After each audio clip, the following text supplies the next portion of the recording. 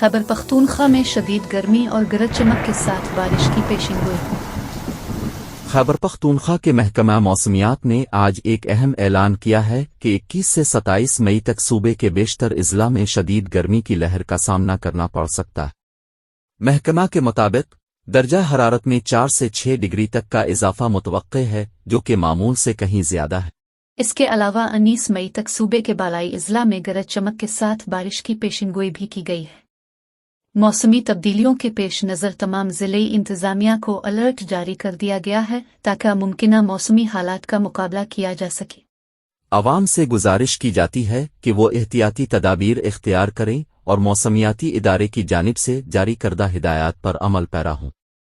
مزید تازہ ترین موسمی اپڈیٹس کے لیے براہ کرم مقامی موسمیاتی ادارے سے رابطہ کریں۔ یہ تھی خیبر پختونخوا سے موسم کی تازہ ترین خبریں۔ مزید خبروں کی